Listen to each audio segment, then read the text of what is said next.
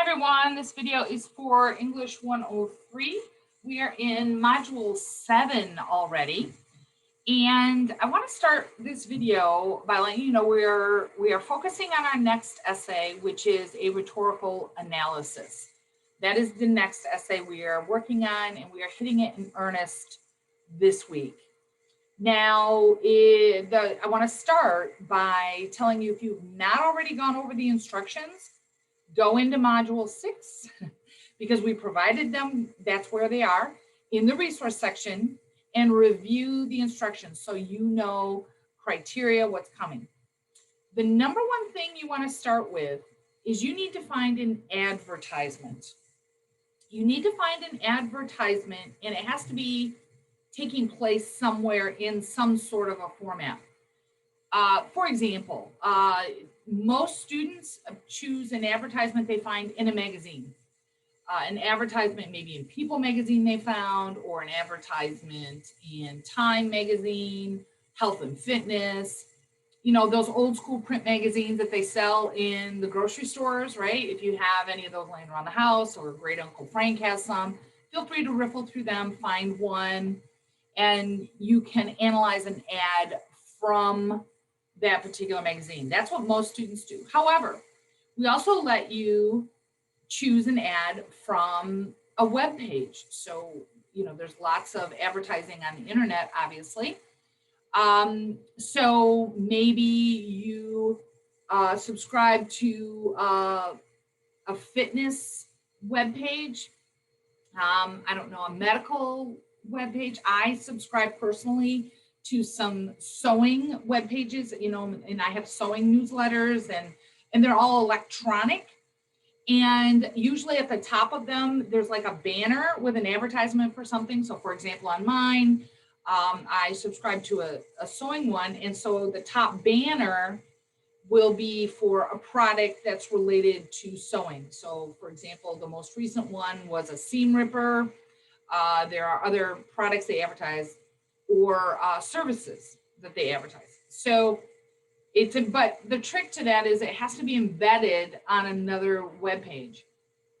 So those are acceptable if it's an internet ad that takes place within a source. So that means that the advertiser is paying whoever owns that web page to place their ad on it. For example, maybe my husband, he's another one with football. He subscribes to the NFL something or other, and it's a web page, and you got to pay to subscribe, and you get insider information, all that kind of stuff. And at the top of theirs and on the left-hand column, they always have ads because advertisers promote on those web pages. So those are acceptable as well if you want to choose one of those. However, and I really want to give you a word of caution here. What is not acceptable, you may not do this, is to just simply Google and search ads and pick an ad that way.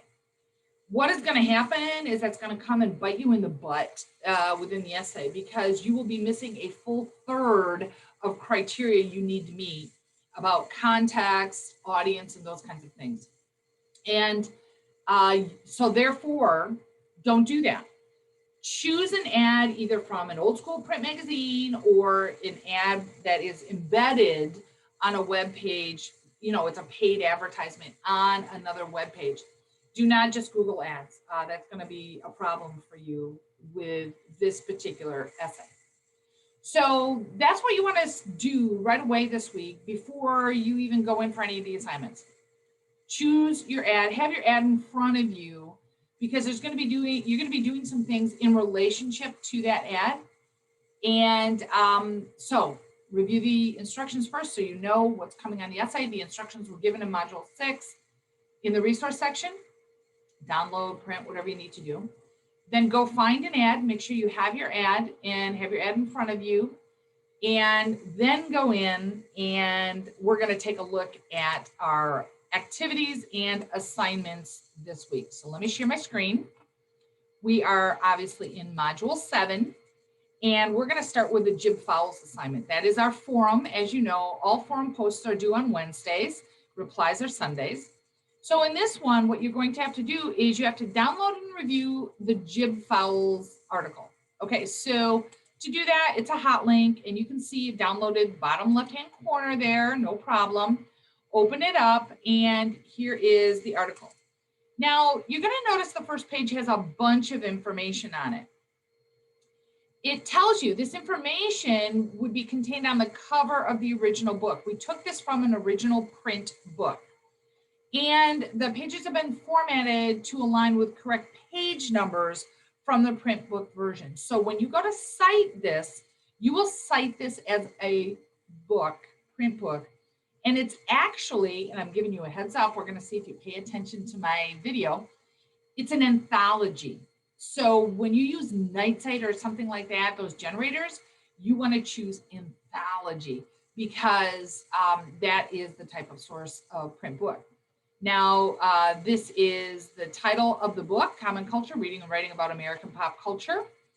And authors and then editors, et cetera, et cetera. That's all information you're going to need when you go to do your citing. Here is where the article starts. This is the title of the article right here, Advertising's 15 Basic Appeals.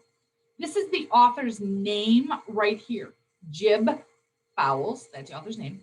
And in this article, he talks about emotional appeals. Now, emotional appeals that are used in advertising, they all fall under pathos. So these are elements of pathos.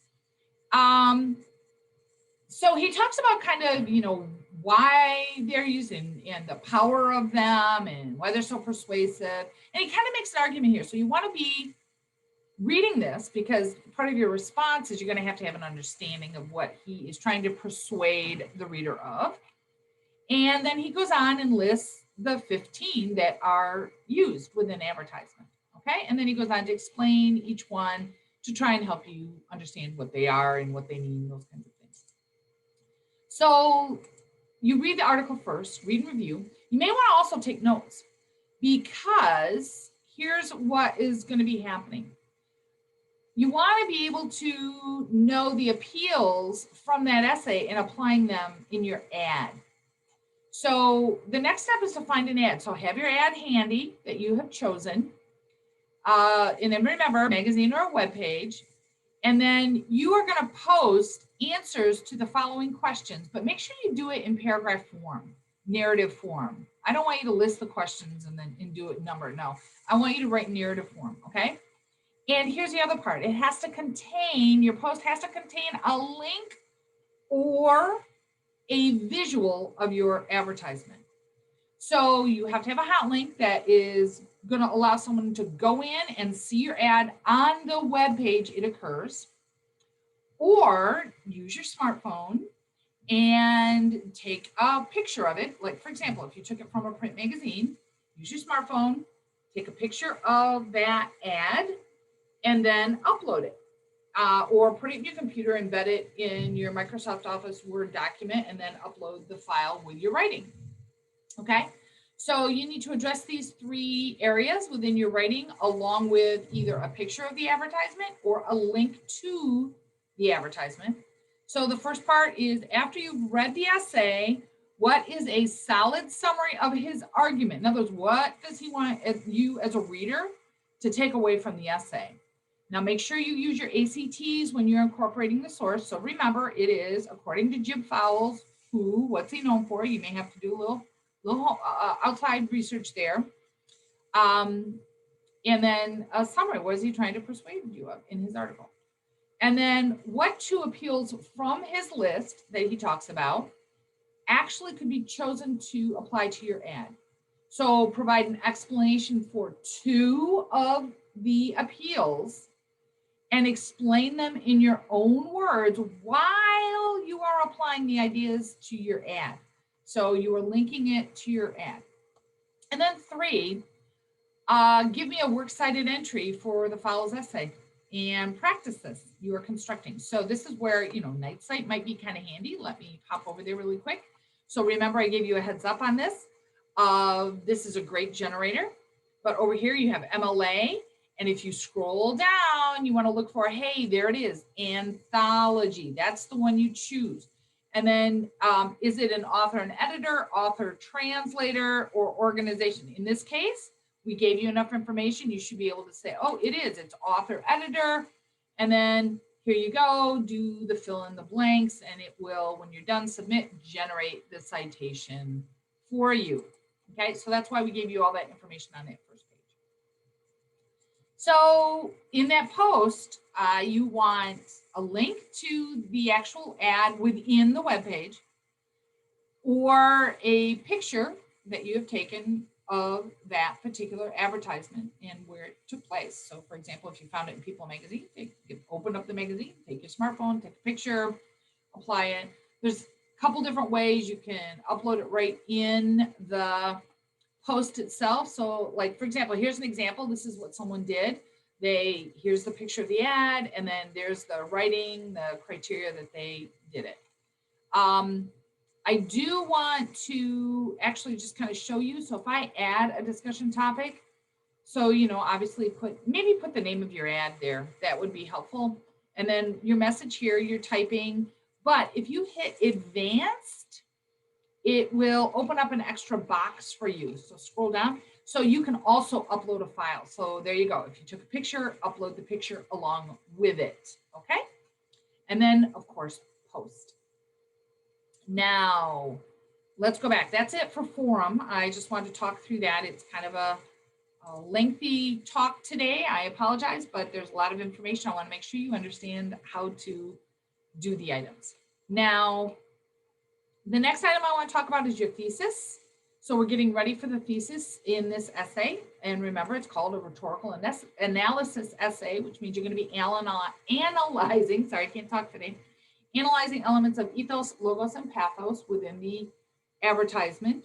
And so your thesis statement for it is going to have to contain particular elements. And we're going to use our 3-sentence formula. So for this particular one, there's a worksheet. Click on this worksheet. You're going to see it download. Okay, there it is. Open that up and then enable editing. And what I tell you is it's a 3-sentence formula, and I tell you what needs to be in each sentence. Sentence 1, you want to mention the ad, the product, in other words, the item they're trying to get the audience to buy, and then who is the audience of the magazine. This is important. Who is the audience they're trying to persuade? Now, if it's not a magazine, then who's the audience of that web page? For example, I mentioned earlier that I subscribe to web pages related to sewing. My husband subscribes to web pages related to football. When you see advertisements on those web pages, they are not targeting the same people. So this is something I want you to be paying attention to and be thinking about. Who are they trying to persuade? And I'll give you a hint. It's not everyone. They are targeting particular audiences. Are they, in my case, women of a certain income who enjoy crafting, or in my husband's case, males over 55 who have an appreciation of sporting or are great sports fans. Okay, now, sentence 1, mention the ad, the product, and the audience. Be specific in your audience. Sentence 2, use a transition word, and then also give details about how the ad is appealing to audience. What is going on what are they using to try to persuade the audience? So this is where you are thinking about elements of ethos, pathos, and logos. Now, good ads will have elements of all of them, but not all ads have that. But be thinking about that. And in particular, especially with Jim Fowles, elements of pathos, what elements of pathos are being used? But there are other elements also, for example, with ethos and credibility. Maybe it's a famous person that is promoting something. So that's an element of ethos, so credibility. Wow, so-and-so is well respected. They definitely are trying to use that element of it. So sentence 3, again, start it with a transition word and then make a claim. Is the ad persuasive to the audience, or is it not persuasive to the audience, and what could they have done better? Now, either way is fine. It doesn't matter your stance on this, but you definitely need to back it up in the essay when we get to the essay. Right now, we're just developing a thesis. So you only have 2 choices on your thesis, which is the ad is persuading the audience to buy the product, or the ad is not persuading the audience to buy the product, and why. Okay, So both of them, you have to have elements of why. You know, these are elements of how they're persuading, but the other is these are things they could have done better, or this is why it's not persuading. So I give you two examples here of thesis. The first example is where they do believe the ad will successfully persuade, and notice they're very specific about the audience, young women. And then the second one is they do not feel it will successfully persuade the audience of young females. And then they say what they could have done better in order to try to persuade that audience, okay? So down here is where you're gonna do your writing, sentence 1, sentence 2, and sentence 3. So attempt to address those within your ad that you have chosen, and then upload this to Moodle. All right, let's go back and look at the next one. All right, we've talked about the forum, we've talked about the thesis statement. The next two are H5P videos. These are interactive videos. So, you know, I'll just give you a very transparent, oh, I don't know why it's saying it can't be displayed. Sorry. Hopefully I'll fix that before you see it. Let's look at the other one and see if that's going to be an issue. I don't know. I don't know why they're not displaying. Hopefully I will have this. Oh, I know why, I think. Because I put restricted access and the date is not there yet. Okay, so I'll change the date on those. Sorry. By the time you see this, I'll have cleaned that out. So you'll have access to them. I just restricted the access and I'm in too early. So in both of these, let me just kind of talk to you a second. They're both on MLA. One is on works cited, the other is how to use in-text citations. So the purpose of the H5P is to give you information in a different format. So you're not just reading something out of a textbook or on an information page. They're interactive because it gives you the information in the video. They're talking through things, and then it'll stop and ask you a question. But the answers are all right in the video, right as you're watching it. So for most students, they view this as an easy A. And it's meant to be. They're not worth a lot of points, something like 10, 11 points each. But it's a great way to roll in a couple of A's to, you know, help tweak your grade. Really the purpose I use them for is for information, to give you information in a different format. They're videos. Usually students like those better. Now, a couple of heads up with them is make sure, number one, you play the video all the way through until it won't play anymore and it pops up at the end with other videos. That's key. You have to play it all the way through. But then also make sure you've answered all the questions all the way through. Look for that little star at the bottom. The star usually lights up. If there's a summary, make sure you answer those questions, that type of thing. And then make sure you submit. You'll know you did it right, because if after you have played all the way through and the video won't play anymore, you go to look for grades and there's a grade logged in, your grades. Then you know, oh, good, I did everything right, it's all good. If there's no grade, then go back and do it again because you missed something. Something didn't happen. Make sure you do them. I mean, they're two easy A's for you, really, to be honest with you. And especially if your grade needs some tweaking, get her done. So I hope that those are just easy for you, but they are important in the fact that they're introducing you to elements of MLA, or reaffirming or reviewing elements of MLA that in this essay you're going to be using. You're going to be required to use in-text citations. You're also going to be required to have a works cited page. So definitely get you one more exposure to that information. And of course, you're always welcome to go back and review any of the other resources that we've introduced prior for you. I think that's it this week. I apologize. I know it's a little bit longer video, but I think I've addressed everything. As always, though, feel free to reach out with any questions or concerns. And I'm happy to help you in any way I can. Have a great week.